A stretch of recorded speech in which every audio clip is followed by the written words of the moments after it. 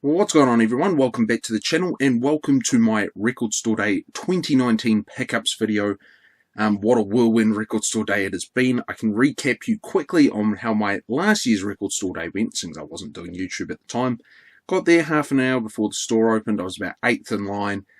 The good thing about where I live is that there's no real queues, so it was perfect. I didn't really have that much on my list of stuff that I wanted to buy, and I got to the 3 things that I wanted anyway.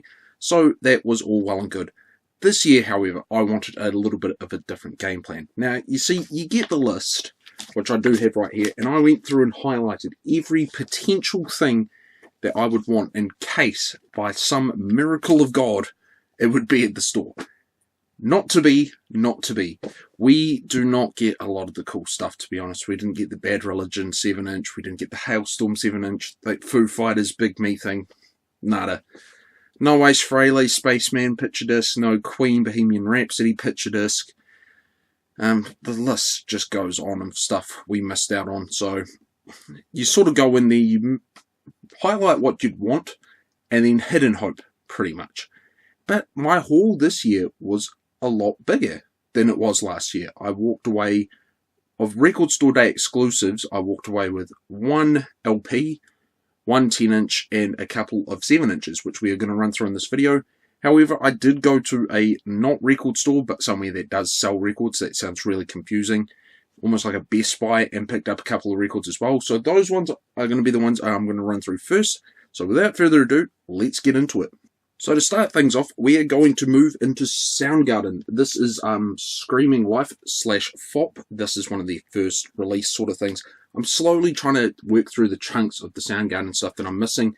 This is a definitely more hard to come by one, and it's one that I don't even own on any sort of platform, so to listen to this is going to be really cool. And to cap off, I know I've only just started, but to cap off the non-Record Store Day exclusive things I bought was Kiss, Lick It Up. The amount of Kiss stuff that we have brand new here is like next to none. A lot of the stuff is the very obscure stuff. You can't even find like Destroyer brand new or Dress to Kill brand new. So I went with Lick It Up. Out of all the ones that are there, this is one I was most familiar with. And again, it's one that I'm sort of missing in my Kiss collection, as tiny as it may be. So without further ado, let's have a little jump cut, and we're going to go into the Record Store Day exclusives. We're going to go from 7-inch up to LP, so stay tuned. So I'm quite fortunate where I live, because what happened is we've got one record store at the top of the street, and on the same street we have a record store down the bottom. Both do Record Store Day exclusive stuff, and both had different varieties of stuff. So the first store I went to in terms of 7-inches, I managed to find the Queen Bohemian Rhapsody I'm in Love With My Car limited edition purple vinyl right there. Really stoked to have this. Of course, this was the original sort of way that Bohemian Rhapsody was marketed as a single, with Bohemian Rhapsody on one side, and on the B side I'm in Love With My Car.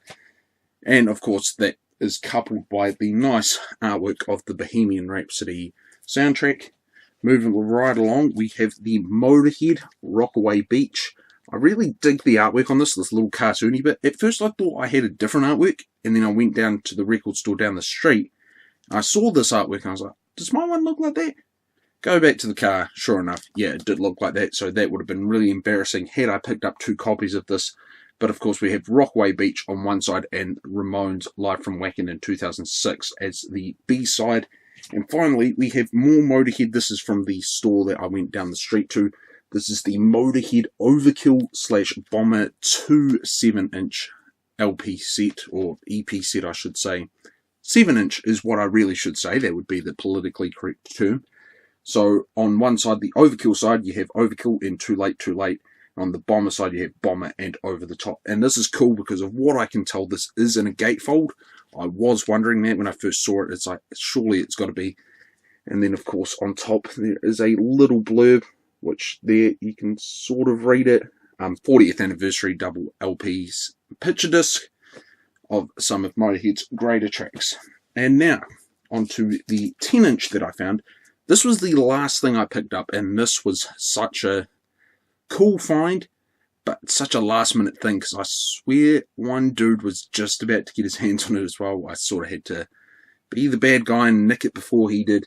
The Mastodon Stairway to Nick John. This is Mastodon performing Stairway to Heaven on both sides. One is just, of what I can tell, a studio version, and the other one is live. Very cool tribute to their manager right there, and the artwork itself is just really cool. Sorry if the camera keeps like glimpsing away as well. I think it's something to do with the focus on it. And then the last thing I got, the LP, is the alternate Fleetwood Mac. Of course, this is limited pressed to 12,000 copies, which is quite a high number.